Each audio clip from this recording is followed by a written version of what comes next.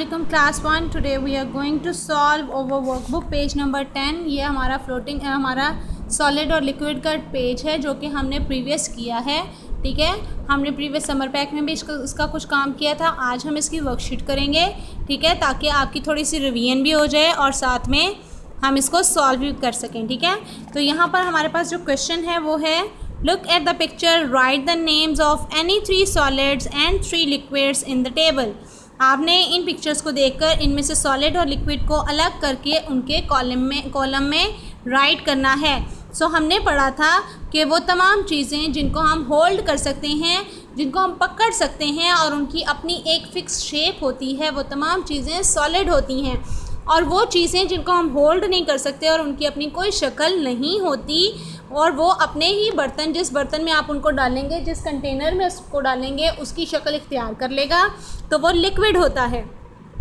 सो अब देखें Coca Cola जो है, अंदर जो उसका मटेरियल होता है, बॉटल नहीं, हमने बॉटल की बात नहीं की, जो हम उसके अंदर हमारा मटेरियल है जो लिक्विड है पीने के लिए, क्या आप उसको पकड़ सकते हैं? नहीं पकड़ सकते। क्या उसकी अपनी कोई शेप है? नहीं है। उसको हम ग्लास में डालते हैं तो ग्लास की शेप की हो जाती है, उसको हम बॉटल में डालते हैं तो बॉटल की शेप इख्तियार कर लेती है। इसलिए ये क्या है, सॉलिड या liquid? So it is a liquid, Coca Cola. Then bag, क्या बैग की अपनी कोई शेप होती है? क्या आप इसको पकड़ सकते हैं? जी हाँ, so it is a solid. Then come to the milk, क्या मिल्क की अपनी कोई शेप है? क्या आप इसको पकड़ सकते हैं हाथ में? No, so it is a liquid.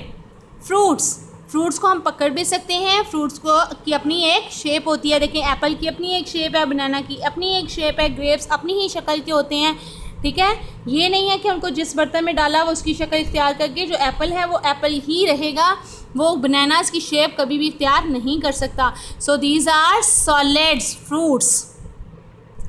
ये क्या है, टी और कॉफ़ी। तो टी और कॉफ़ी भी जो है उसको हम पकड़ नहीं सकते, वो बर्तन की शक्ल में होती है, तो that is tea is a liquid. Then comes butter. ठीक है, ये है बटर। तो बटर जो है वो एक सॉलिड है क्योंकि उसकी अपनी एक फिक्स शेप होती है और वो हम हाथ में भी पकड़ सकते हैं, होल्ड कर सकते हैं। सो it is a solid. Bag, fruits and butter is solid and Coca-Cola, milk and tea is liquid. Write the names of 3 solid that can be changed into liquid. हमने आपको बताया था कि जो कुछ सॉलिड्स ऐसे होते हैं जो कि लिक्विड की शक्ल इख्तियार कर लेते हैं और कुछ लिक्विड्स ऐसे होते हैं जो कि सॉलिड की शक्ल इख्तियार कर लेते हैं।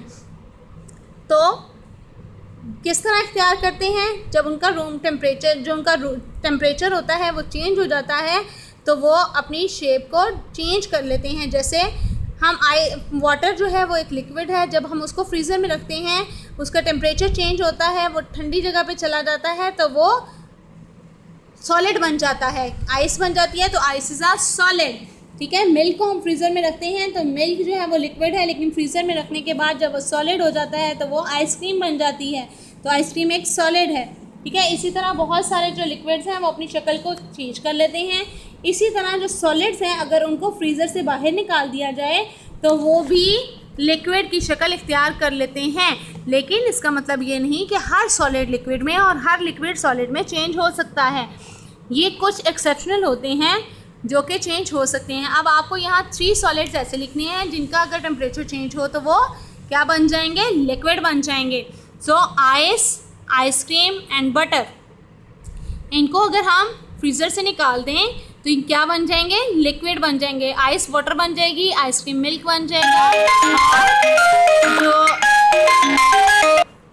जो बटर है वो मेल्ट होकर वो भी लिक्विड बन जाएगा।